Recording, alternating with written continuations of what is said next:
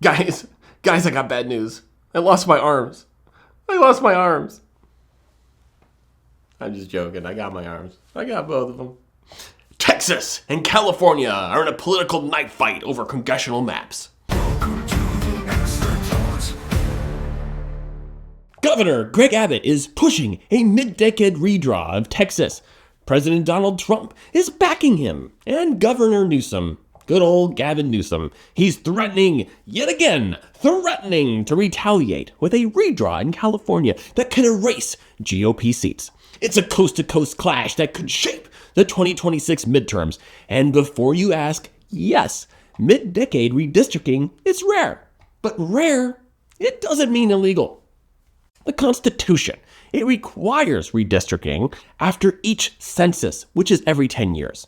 It doesn't forbid states from doing it more often. Texas tried in 2003. It ended up in the Supreme Court in 2006. The court upheld most of it, but it struck down one district for violating the Voting Rights Act. To quote Gregory Abbott, "We're correcting maps that don't match the state's growth." What does this mean? What the hell is he talking about? Well, Texas gained 2 seats after 2020, and efforts like the deportation work under Holman in 2025 and the West Coast exodus have gained traction, right? It's gained traction since the Biden administration, which means there's more gas in the tank for Texas.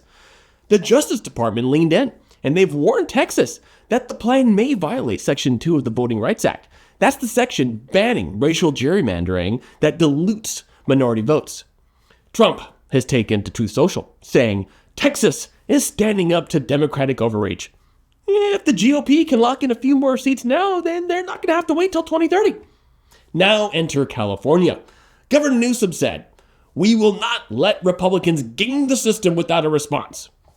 If Abbott is going to play hardball, so is Mr. Newsom. But here's the problem, and it's a big one.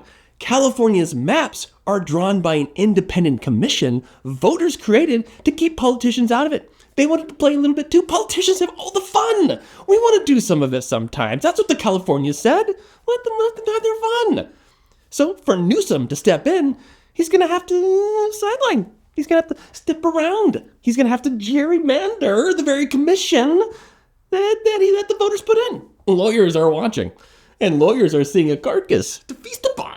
The critics, though, they have a word to say. Critics like to lean in and offer some contrary opinions. They're saying that this commission already leans left. It's already in Newsom's backyard. So Newsom is just really playing into the bias that's already built into the system. Meanwhile, remember Texas Democrats, they fled to Chicago to break the quorum, stalling Greg Abbott's plan.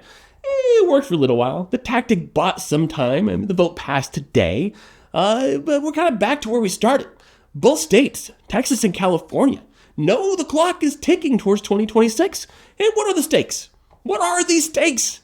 Not the steaks that you put yummy A1 sauce on, not the steaks you drive into a vampire's heart, but the stakes, the metaphorical stakes. What are they?